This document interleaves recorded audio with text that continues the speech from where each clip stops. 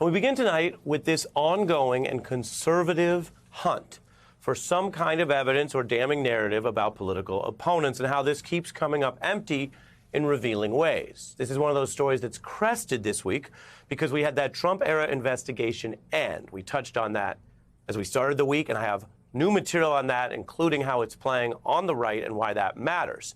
At the same time, House Republicans are struggling with their own investigations into the Biden family.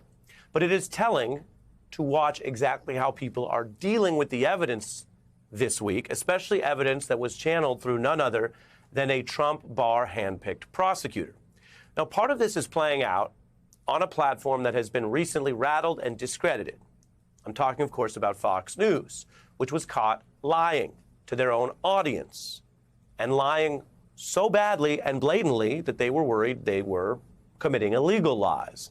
And they broke history the bad way with a $787 million settlement. Now, some Fox hosts, with that in mind, that recent body blow, including the ousting of Tucker Carlson, as they deal with another story where their audience doesn't want to hear the truth. And the truth relates to a final report that came out of the Trump-era Attorney General Bill Barr on the origins of the Russia probe. Trump had often claimed that the truth would finally come because they had put their prosecutor in charge. That's how he put it. That's how he looks at the DOJ. And he got Bill Barr to put someone in who would, they said, unearth the final truth. And the truth is, this report from this Trump-Barr-era prosecutor who stayed on the job, as you can see, 2 years plus into the Biden era, found, quote, no political bias in how the Russia probe was opened. And that probe led, of course, to the Mueller investigation, which was deemed a huge and long-running legal success with many convictions. The report itself, I mentioned yesterday, over 300 pages. And as the New York Times put it, this report from Barr's handpicked prosecutor had little substantial new information, failed to produce the kinds of blockbuster revelations impugning the FBI that Trump had sought. Also, to be clear, they're ending with a report and not a bunch of charges. Now, the Mueller investigation did have a report. It was initially under seal, but you may remember many trials and convictions. They don't have that here. There's no new indictments this week. There's no new referrals. There's no evidence of improper motivation on the part of the public servants who opened the Russia probe, who were later maligned by Trump. So those are the facts. Now, what do you do if you're Fox News? You've been in trouble for lies recently, but you now have another story that is not what apparently Trump and the allies and MAGA wanted to hear. Well, we're going to show you what they're telling their audience despite the raw truth of what this report found. Take a look.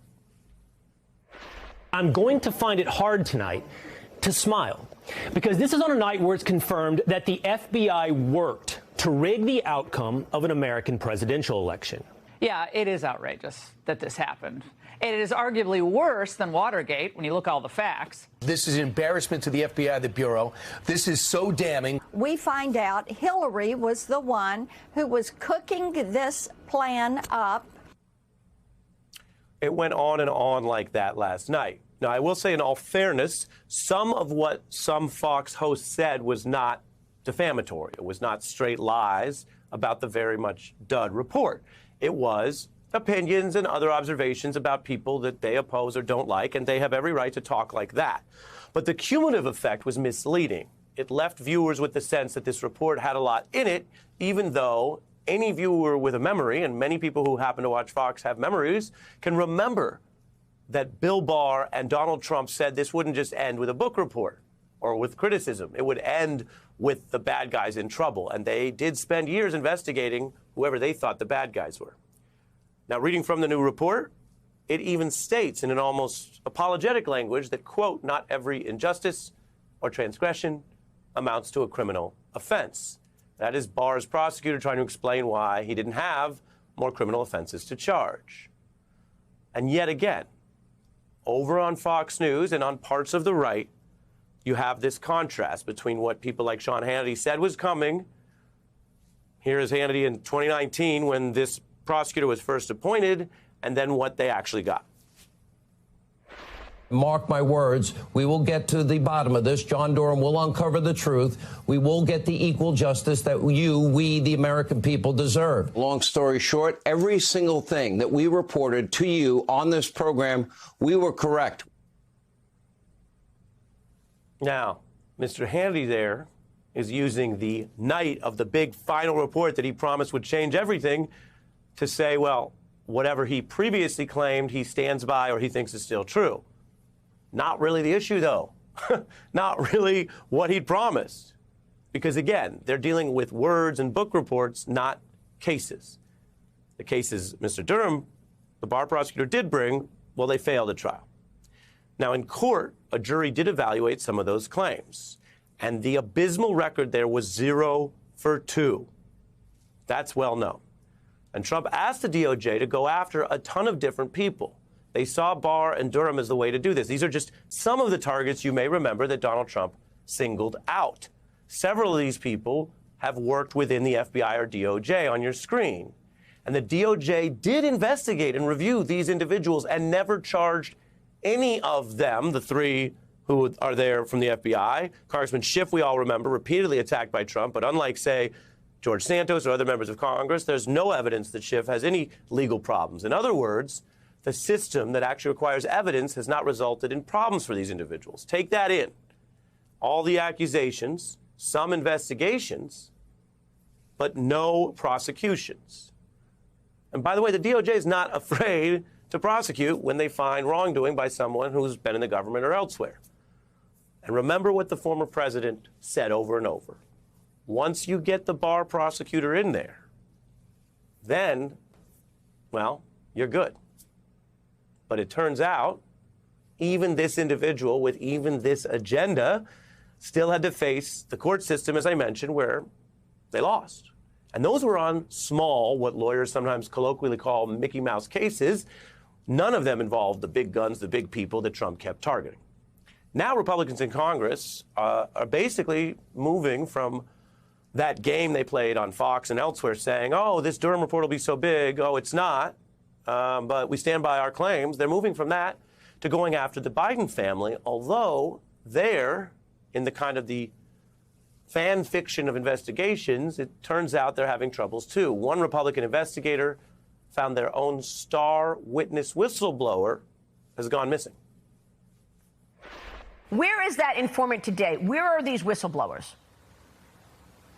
Well, unfortunately, we can't track down the informant. We're hopeful that the informant is still there. The whistleblower knows the informant. The whistleblower is very credible. Did you just say that the whistleblower or the informant is now missing? Well, we're hopeful that we can find the informant. Now, remember, these informants are kind of in the spy business. So they don't make a habit of being seen a lot or being high profile or anything like that. Doesn't look like that one's going so well. Take a look at this. Have you found anything illegal while he was actually in office? Well, we found a lot that's certainly unethical. We found a lot that should be illegal. Are you standing by witness intimidation? The witnesses and the whistleblowers are being intimidated by the president's son's lawyers. You stand by that and you say you have evidence of that? It depends on your definition of intimidation. But you've got to be able to prove they broke laws. Can you do that? Right. Well, as you know, my job is to investigate and present the facts. We're presenting facts that's never been presented before. There's no evidence that Joe Biden did anything illegally. Well, if you look at the laptop and the emails between the president's son and his associates, they went to great lengths to hide Joe's involvement, and we're still looking for more bank records that we believe will implicate Joe Biden's active participation in this at the end of the day. James Comer, thank you for your time. It's rather incendiary, and we'll see whether or not you're onto something. Again, 5 years investigating, nothing just yet. James Comer, thank you for your time today. 5 years, and you haven't found anything. And I want to speak precisely here because, as I emphasized, the Dominion settlement, the ousting of Tucker, and the echo chamber of lies and consequences hangs over all of this. So while Mr. Hannity obviously still tried to give his audience the vague impression he was always right when the report didn't find what he promised. We showed you that. Others, as I also showed you, are attacking a different line. And I'm not here to do anything other than show you what's happening. That's what the news is supposed to be. So if there are people at Fox who, as I just showed you, are suddenly taking a tougher line against liars or allegations offered completely without evidence, we'll show you that. It's interesting. There is a fissure. There is a real rift here. It's on the right over how much they think they can still use a lying Trump playbook that promises things years out that never come true, or try something else.